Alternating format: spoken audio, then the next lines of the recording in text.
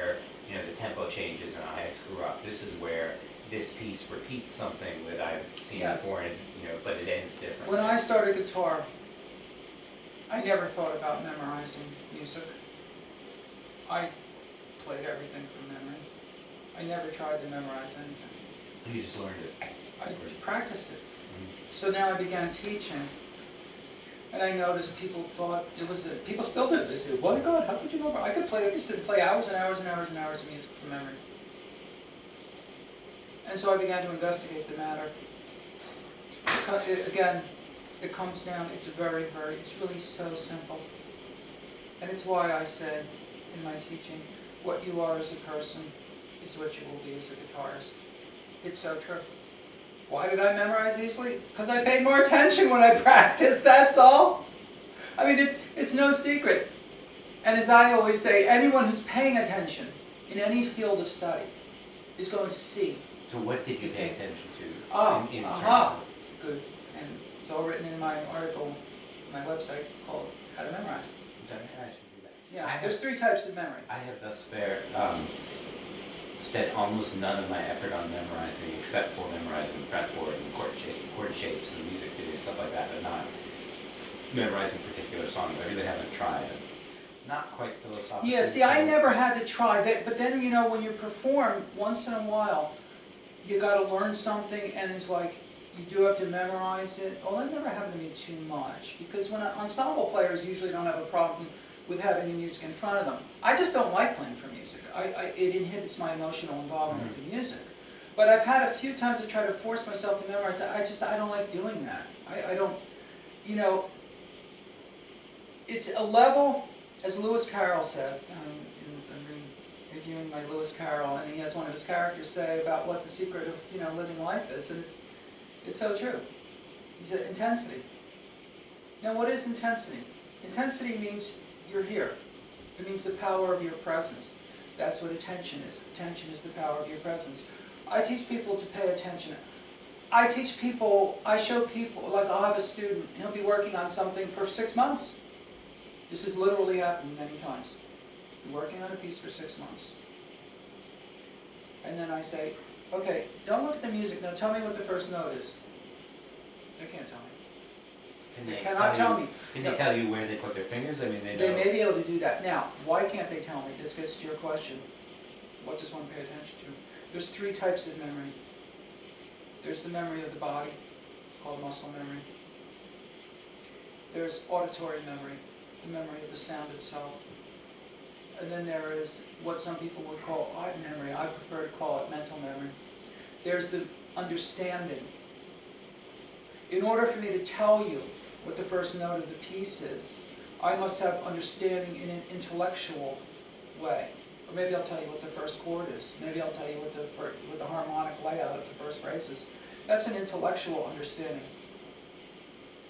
Now, each one of those 3 types of memory have different characteristics. A professional needs to be alive on all 3 fronts. Well, one of the things I was writing about today is the way they need to have those things coordinated, not just have them, but really go back and Right, forth. because when I was young and I was performing, I realized the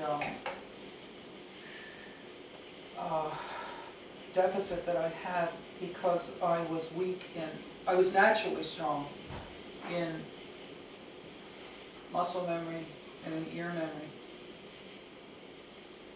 And I was weak in mental memory.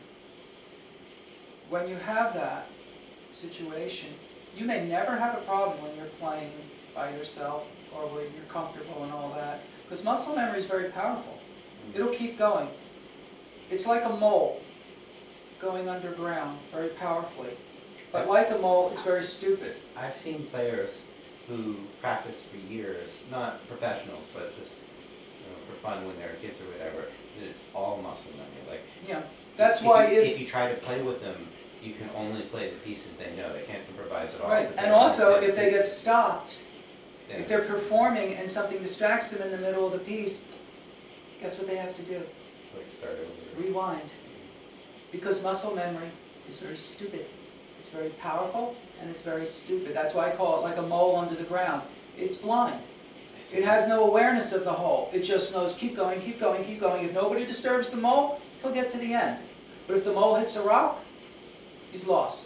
That's why ear memory, which many people believe is the most powerful, I believe too, the most essential, ultimately.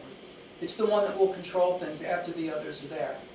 When you actually play, you play from, in fact, there's a great book written by one of the major researchers in the music field that somebody turned me on to. And his whole thing was the power of what he called, I believe he called it audition. Audiation. Audiation. Eddie Audiation. Gordon, yeah. Oh, yeah, that's probably it, I audiation. interviewed him for the book. Oh, you did? Oh, great, great. And I totally believe that. Now, I come at from a different point of view, not scientific. Why when I perform do I want to play from memory? Because I'm what I call becoming the music inside. That's what he would call audiation. I call it becoming the music. Okay? I'm combining myself with the music. Now, why do I want to do that when I play? Because I can't feel anything if I don't do that. Music is emotion. Music is literally emotion, energy, and motion. And so I want to feel my emotions when I play, just like if you're an actor in a play, you want to feel the part. Now, I can't do that if I'm reading, or at least I'm hampered in it.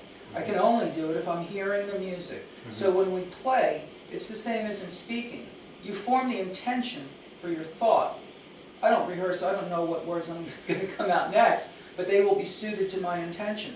When we play, that's what audiation is. It's the intention of the music. And so it guides these. Of course, they have to be trained first, but it commands these well-trained troops here. Now, that's extremely powerful, and then when you're performing, if you get knocked off base, audiation can bring you back to it. You could be, I'll hear it, and I know where that note is. I'll go there. But I like to have the backup, mental memory. And then most people I've read about, same thing. You may remember the music the way it looked on the page, or you may say, wait a minute, this is where it goes into C minor. I'm in that fifth section, it's going into C minor, then right, it goes before. Sharon Isbell, one of the greatest virtuosos in the world, she's always said, as many people do, they use mental memory. They sit down, this is what I teach my students. Of course, only the serious ones are going to do it. And this is mostly would apply to classical playing. You have to actually be able to sit there and rehearse in your mind every note and every finger.